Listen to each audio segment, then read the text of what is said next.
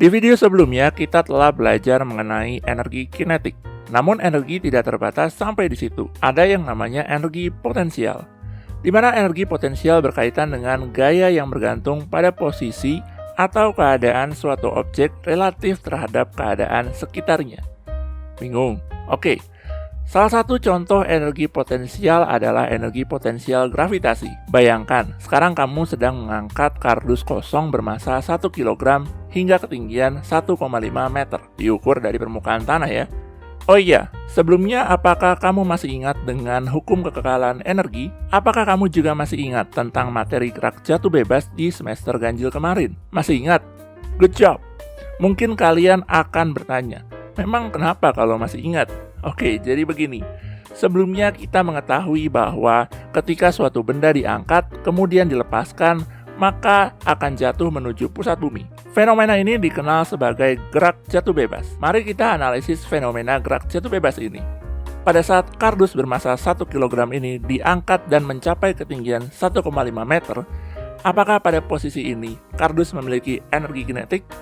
Pada saat kardus berada di posisi A dengan ketinggian 1,5 meter dan tidak berpindah posisi, maka kardus tidak memiliki kecepatan, atau bisa dikatakan kecepatan kardus pada posisi A adalah 0. Sehingga kita bisa menggunakan persamaan energi kinetik berikut untuk mendapatkan besar energi kinetik. Nah, kita sudah mengetahui sebelumnya bahwa massa kardus adalah 1 kg dan kecepatan kardus pada posisi A adalah 0.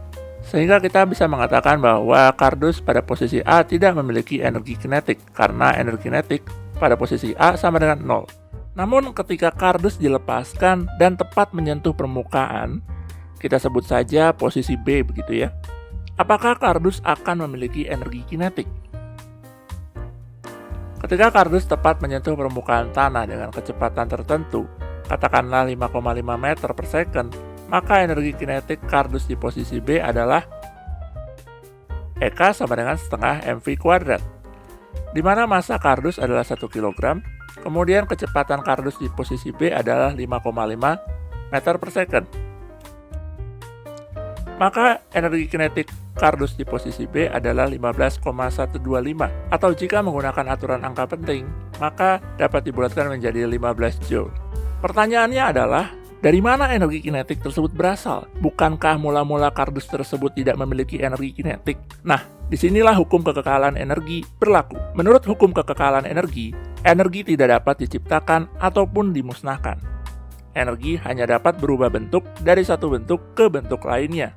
Nah, dengan hukum kekekalan energi, kita bisa mengetahui bahwasannya walaupun energi kinetik kardus bernilai 0 di posisi A, sejatinya tetap memiliki energi, yakni energi potensial gravitasi, di mana besar energi potensial gravitasi dapat dinyatakan sebagai berikut, di mana H merupakan ketinggian benda diukur dari permukaan acuan. Pada fenomena kardus ini, permukaan acuan adalah permukaan tanah, di mana kardus berada pada ketinggian 1,5 meter diukur dari permukaan tanah.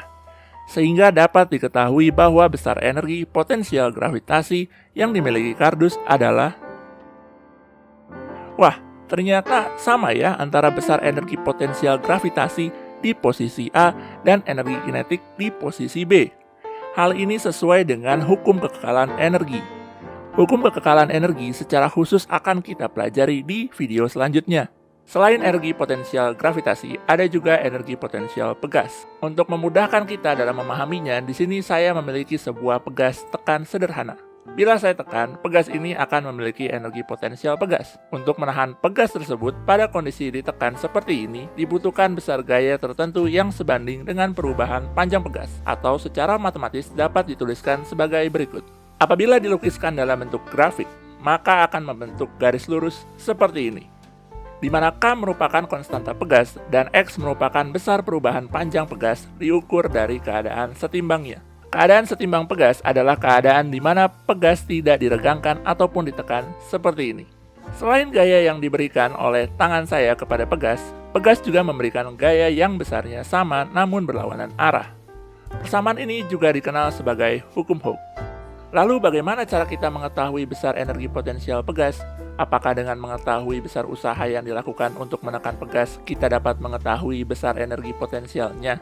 Untuk dapat memiliki energi potensial, kita harus melakukan usaha kepada pegas tersebut, baik ditekan ataupun diregangkan, tergantung pada jenis pegas yang digunakan. Usaha yang dilakukan kepada pegas inilah yang nantinya akan tersimpan dalam bentuk energi potensial pegas. Oke, mari kita lakukan analisis matematis.